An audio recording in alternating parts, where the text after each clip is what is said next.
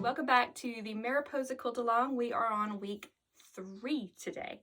If you haven't seen the videos for 1 and 2, go back and watch those. On week 1, we chose fabrics and cut them, and I gave a lot of tips on that one. And last week, which was week 2, we made our first 6 blocks. And there's a lot of tips and working through how to make them in that video, so that might be a good one to watch if you have never made flying geese before. This week we are making our last 6 blocks, wrapping up block making. I'm excited to play with these fabrics. I'm always excited to play with fabrics. I did have a couple of questions / comments. I had a quilter message me and let me know that she had made everything exactly the way instructed, and it still came out a little bit wonky. And I hear you, that happens to me all the time. Nothing is ever 100% all the time. So just keep practicing, keep trying. Eventually, most of your problems are going to work themselves out. So just stay with it. That's my advice. Just stay with it and keep going. Second thing, I had a lot of quilters let me know that they prefer to use their block lock ruler. I'm kind of familiar with that ruler. I really like my own flying geese method, but if the block lock rulers are your thing, then you can work out the math to make the flying geese that way. Don't let me hold you back. Definitely do it your way, the way you know how.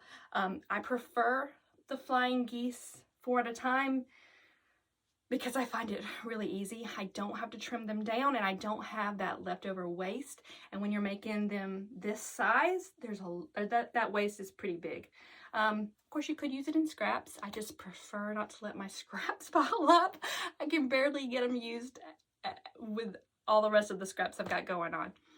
All right, with that, we are gonna go to the fabrics. All right, so you're gonna need the rest of those large squares. I'm just gonna run these over with the iron just to make sure that nothing got unpressed.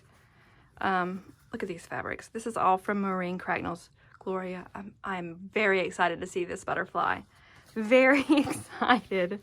These are so pretty. All right, so you got your big squares, and then you've got those tiny rectangles.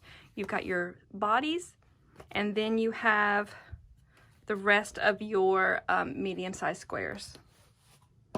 So boom, boom, boom. And you know how to make these already. I've given all the tips out that I have. So yeah, so let me go make my blocks, and then I'll see you back here when they're done. All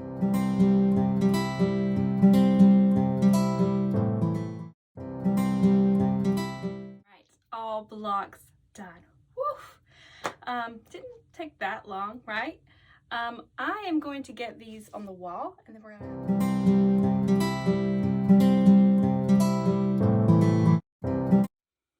All right, so I've got them up here. I think I like the way it looks right now. Since there's only 6 fabrics, it's kind of hard to get everything just perfect, but I think I've done the best I could do. However, I always feel like that.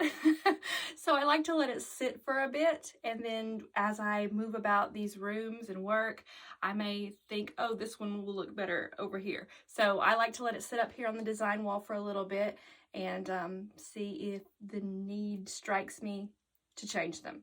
All right, so that is it. We are done with week 3. Don't forget to post your pictures of your blocks on Instagram using the hashtag Mariposa QAL. I am loving seeing your blocks. That is so much fun. I hope you are enjoying seeing everybody else's blocks as well. I will see you back here on Wednesday, and we'll be ready to piece everything together and have a finished quilt top. So see you then.